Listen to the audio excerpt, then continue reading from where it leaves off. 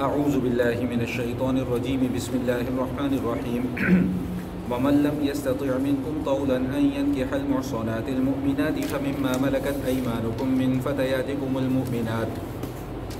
والله أعلم بإيمانكم بعضكم من بعض فانكحوهن بإذن أهلهن وآتوهن أجورهن بالمعروف محصنات غير مسافحات ولا متخذات أخدان فإذا أحصن فإن أتين بفاحشة فعليهن نصف ما على المحصنات من العذاب ذلك لمن خشي العنة منكم وأن تصبروا خير لكم والله غفور رحيم صدق اللہ العظیم۔ سورۃ النساء کی آیت نمبر 25 کی آپ کے سامنے تلاوت کی گئی ہے۔ جس مضمون کا تذکرہ چل رہا ہے اس مضمون کا تعلق نکاح کے ساتھ ہے۔ جس طرح ہماری شریعت خود پاکیزہ ہے، شریعت پاکیزگی کو ہی پسند کرتی ہے۔ اللہ تعالیٰ نے انسان کی فطرت میں نفسانیت اور ہیجانیت اور جنسی خواہش کا بھی ایک مادہ رکھا ہے، لیکن اس مادے کو رکھ کر انسان کے جسم میں، انسان کی طبیعت میں، انسان کی فطرت میں اسے شتر بے مہار کی طرح آزاد نہیں کر دیا گیا، اس کے اوپر پابندیاں لگا دی گئی ہیں کہ اگر کوئی اپنی جنسی خواہش کو پورا کرنا چاہتا ہے تو ہماری شریعت یہ بتاتی ہے کہ اس کا طریقہ کار یہ ہے کہ تم نکاح کرو، نکاح کے ذریعے سے اپنی اس خواہش کو پورا کرو، نکاح کے علاوہ ادھر ادھر منہ مارنے کی اجازت نہیں ہے۔ یہی وجہ ہے کہ شریعت میں جس طرح نکاح کی اہمیت کو بیان کیا گیا ہے، نکاح کے متعلق ضروری احکام اور مسائل کو بھی بیان کیا گیا ہے۔ گزشتہ آیات میں ہم نے جو مضمون پڑھا تھا وہ یہ پڑھا تھا کہ وہ کون کون سی خواتین ہیں کہ جن کے ساتھ ہمیں نکاح کرنے کی اجازت نہیں ہے، اور وہ کون کون سی خواتین ہیں جن کے ساتھ نکاح کرنے کی اجازت ہے۔ اس کا تفصیلی تذکرہ ہم آیت نمبر 23 میں اور 24 میں پڑھ کر آ چکے ہیں۔ آج یہ جو آیت تلاوت کی گئی ہے، گو کہ آج کے زمانے میں اس مسئلے کی اتنی زیادہ اہمیت یا ضرورت نہیں ہے، لیکن چونکہ قرآن کریم کے اندر یہ حکم موجود ہے اس لیے ہمیں اس کو بیان کرنا ضروری ہوتا ہے۔ میں نے گزشتہ نشست میں بھی یہ بات عرض کی تھی کہ شریعت میں ایک تصور موجود ہے غلام کا اور باندی کا، اور اس کی میں نے تفصیل بھی یہ عرض کر دی تھی کہ غلام یا باندی وہ مرد یا وہ عورت ہوتے ہیں کہ کفار کے ساتھ شرعی حکومت ہو، شرعی طور پہ جہاد کیا جائے، اور اس میں جو کفار کے مرد قیدی بن کر آئیں وہ مجاہدین میں بطور غلام مال غنیمت تقسیم کیے جائیں گے، اور جو خواتین ہوں کہ وہ باندیاں بنا دی جائیں گی۔ اب باندی کے ساتھ شریعت کے اندر مسئلہ یہ ہے کہ جس طرح ایک نکاح شدہ مرد کو اپنی بیوی کے ساتھ جسمانی تعلقات قائم کرنے کی اجازت ہے، بالکل اسی طرح باندی کے ساتھ بھی جسمانی تعلق قائم کرنے کی بغیر نکاح کے اجازت ہے۔ یعنی آقا اپنی باندی کے ساتھ جمع کر سکتا ہے، اس کے ساتھ ازدواجی تعلقات جیسے تعلقات کو قائم کر سکتا ہے، اور اس کے لیے اسے نکاح کی ضرورت نہیں ہے۔ لیکن بار بار یہ مسئلہ سمجھ لیجئے کہ یہ باندیوں سے مراد وہ باندیاں ہیں جو میں نے ابھی آپ کے سامنے ذکر کی ہیں، اس سے مراد یہ گھریلو ملازم نہیں ہے۔ بعض لوگ اپنی آسانی ڈھونڈنے کے لیے کوشش یہ کرتے ہیں کہ یہ گھریلو ملازموں کو بھی غلام قرار دے دیا جائے، یا ان کی عورتوں کو نعوذ باللہ باندیاں قرار دیا جائے۔ یہ بالکل بھی جائز اور بالکل بھی درست نہیں ہے۔ یہ باندیوں سے مراد وہ باندیاں ہیں، وہ خواتین ہیں جو غیر مسلموں کے علاقے سے مسلمانوں کے جہاد میں بطور مال غنیمت آئیں اور وہ مجاہدین میں تقسیم کر دی جائے۔ اور زمانہ جاہلیت میں بھی، زمانہ جاہلیت سے پہلے بھی، شریعت کے آ جانے کے بعد بھی اس غلام اور لونڈی کے تصور کو برقرار رکھا گیا، بالکل اسی طرح جس طرح پہلے تھا۔ ان کی خرید و فروخت بھی ہوتی تھی، لوگ ایک دوسرے کو ہدیہ یا گفٹ بھی کر دیا کرتے تھے، اور ان کا کام خدمت کرنا ہوتا تھا۔ یہ ایک علیحدہ مسئلہ ہے کہ شریعت نے ان کے بھی حقوق کو بڑی تفصیل کے ساتھ بیان کیا ہے۔ انشاءاللہ وہ آگے کبھی موقع پر گفتگو آئے گی تو وہاں پر ذکر کی جائے گی۔ یہاں پر نکاح کے حوالے سے جو مسئلہ بیان ہو رہا ہے اس میں 2-3 اہم نکات ہیں، وہ سمجھ لیجئے۔ نمبر 1 یہ کہ جس شخص کی ملکیت میں جو باندی ہو، اس شخص کا اپنی باندی کے ساتھ نکاح کرنا درست نہیں ہے، کیونکہ اس کو بغیر نکاح کے اللہ نے جماع کی اجازت دی ہوئی ہے، تو آقا اپنی باندی کے ساتھ نکاح نہیں کر سکتا۔ بات سمجھ رہے ہیں؟ آقا اپنی باندی کے ساتھ نکاح نہیں کر سکتا۔ ہاں البتہ کوئی اور دوسرا مرد جو ہے وہ اس باندی کے ساتھ نکاح کر سکتا ہے، لیکن اس میں شریعت نے شرط یہ لگائی ہے کہ اگر اس کا آقا اجازت دے گا تب وہ نکاح کر سکتا ہے، ادروائز وہ نکاح نہیں کر سکتا۔ اسی طرح شریعت یہ مسئلہ بھی بیان کرتی ہے کہ جب اگر کوئی آقا اپنی باندی کا نکاح کسی دوسرے مرد سے کروا دیتا ہے تو اس مرد کے اوپر بھی یہ ذمہ داری لگائی گئی ہے کہ بھئی جو تمہارا حق مہر مقرر کیا گیا ہے وہ حق مہر اس کو ادا کرو۔ حق مہر کے حوالے سے میں نے پہلے بھی بات کی تھی، آگے بھی انشاءاللہ بات آئے گی، وہاں پر میں مزید تفصیل اس حوالے سے عرض کروں گا کہ حق مہر مرد کے ذمے فرض بھی ہے، قرض بھی ہے۔ حق مہر دیے بغیر جان چھوٹے گی نہیں، یہاں نہیں دیا تو آخرت میں نیکیوں کی شکل میں جا کے دینا پڑے گا۔ اور میں نے یہ بات بھی عرض کر دی تھی، یہ جو لوگوں کے ذہنوں کے اندر ایک تاثر موجود ہے کہ جی ہم حق مہر معاف کرا لیں گے، تو اس طرح جبری طور پہ معاف کرانے سے حق مہر معاف ہوتا نہیں ہے۔ تو یہاں پہ بھی شریعت یہ کہہ رہی ہے کہ فآتوہن اجورہن، بھائی ان کو ان کا حق مہر جو ہے وہ ادا کرو، لیکن اس میں شرط کیا ہے؟ اس میں شرط یہ ہے کہ وہ جو باندیاں ہوں وہ خدا نہ خواستہ کوئی کھلم کھلا گناہ کا ارتکاب نہ کریں۔ ان کے آزاد عورتوں کی نسبت ان باندیوں کے یا ان غلاموں کے معاملات کے اندر تھوڑی کمی رکھی گئی ہے۔ مثال کے طور پہ کہ اگر خدا نہ خواستہ کوئی آزاد غیر شادی شدہ مرد یا آزاد غیر شادی شدہ عورت زنا کا ارتکاب کرتے ہیں تو شریعت یہ کہتی ہے کہ ان کو 100 کوڑے لگائے جائیں گے، لیکن اگر خدا نہ خواستہ کوئی باندی یا کوئی غلام زنا کا ارتکاب کرتا ہے تو ان کی سزا 50 کوڑے ہے، یعنی عادی کر دی گئی ان کی سزا۔ بالکل اسی طرح اگر کوئی شادی شدہ مرد یا شادی شدہ عورت زنا کا ارتکاب کرتے ہیں تو ان کی سزا سنگسار ہے۔ اب سنگسار میں تو آدھا ہو نہیں سکتا، لہٰذا اگر کوئی شادی شدہ غلام یا شادی شدہ باندی جو ہے وہ زنا کا ارتکاب کرے گی تو اس کی سزا بھی سنگسار ہوگی۔ لیکن جس معاملے میں جہاں پہ معاملے کو آدھا کیا جا سکتا ہے وہاں شریعت نے ان کے معاملات کو نصف پر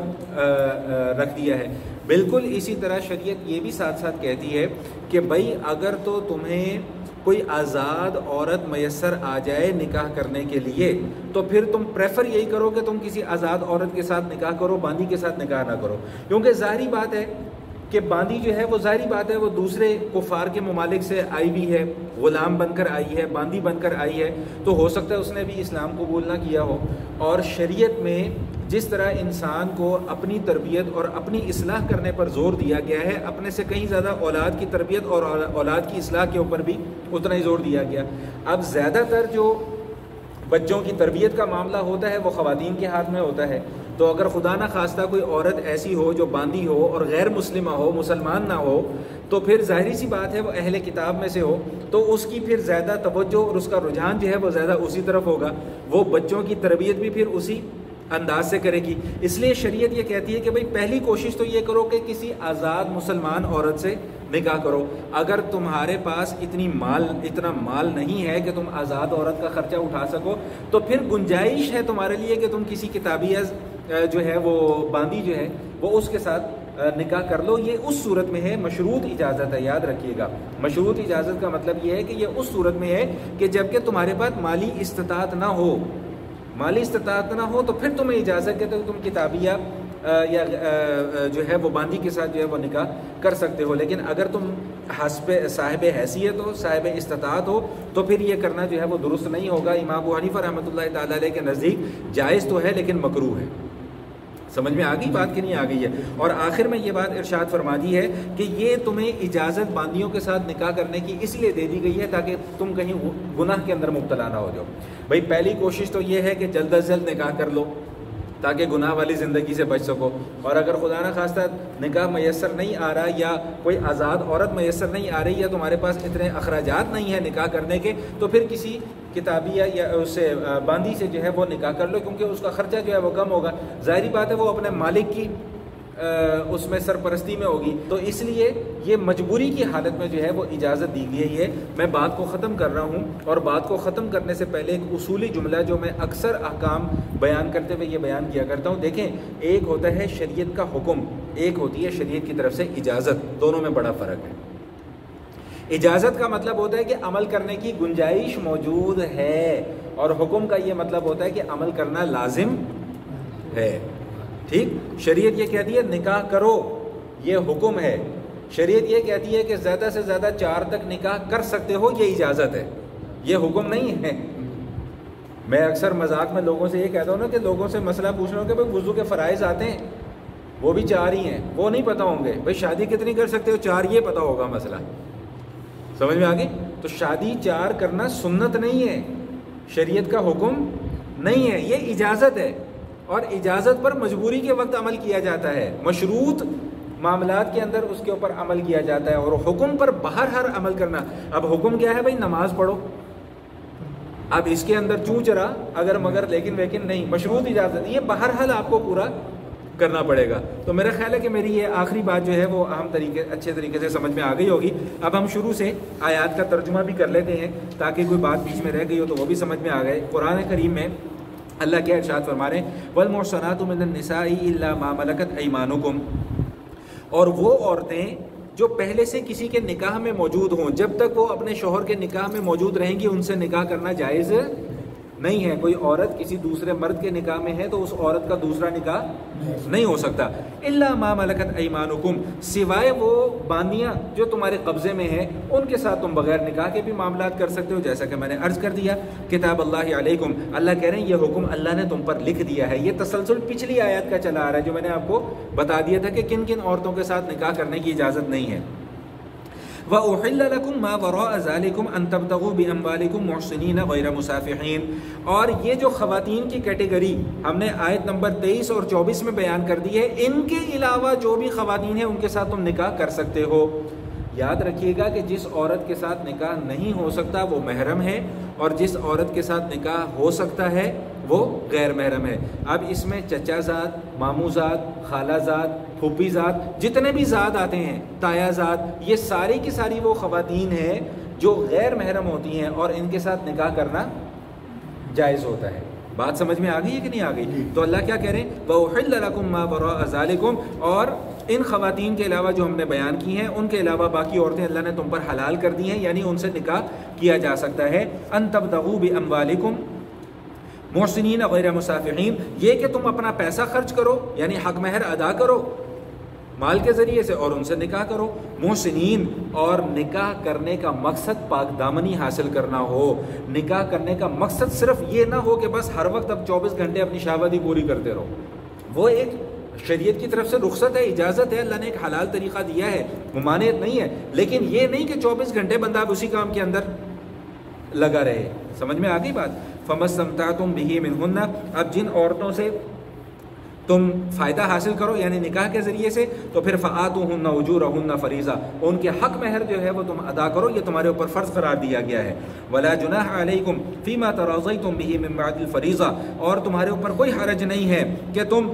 آپس میں رضامندی سے حق مہر کے اندر کوئی کمی بیشی کر لو، یعنی میاں بیوی، میاں کہے کہ بیگم آپ مجھے بہت اچھی لگی ہیں، آپ کا میرا حق مہر 10,000 طے ہوا تھا، میں آپ کو 30,000 روپے حق مہر دوں گا بھی، ٹھیک ہے۔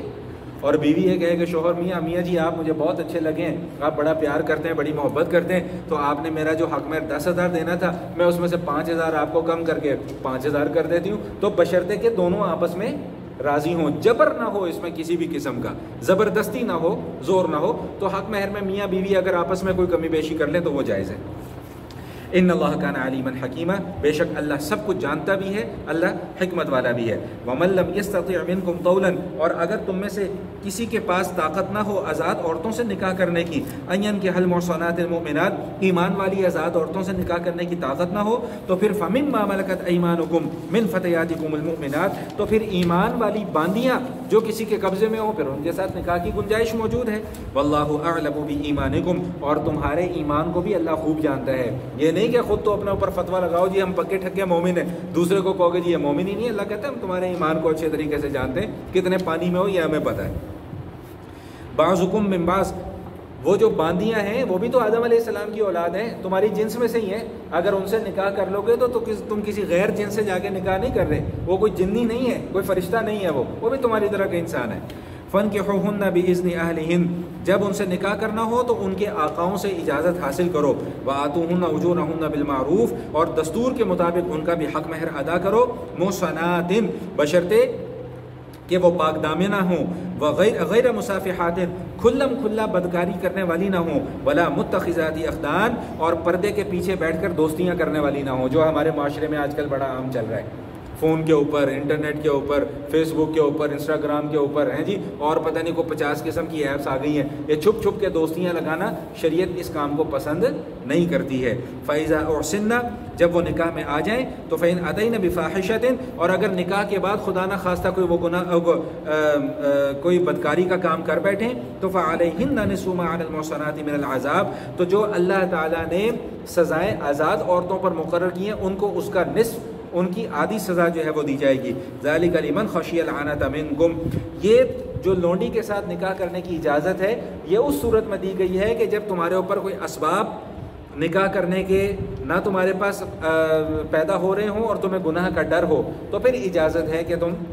ان لونڈیوں کے ساتھ نکاح کر سکتے ہو۔ وَأَن تَصْبِرُوا خَيْرٌ لَكُمْ، اور اگر صبر کر لو گے تو بہت ہی اچھی بات ہے، روزے رکھ لو بھائی، اگر شہوت کم نہیں ہو رہی تو روزے رکھ لو، جب شادی کا وقت آئے تو پھر کوشش کرو کہ اچھی جگہ پر اچھے طریقے سے شادی کرو۔ واللہ غفور الرحیم، اور اللہ تعالیٰ بخشنے والے بھی ہیں اور اللہ تعالیٰ مہربان بھی ہیں۔ وآخر دعوانا ان الحمد للہ رب العالمین۔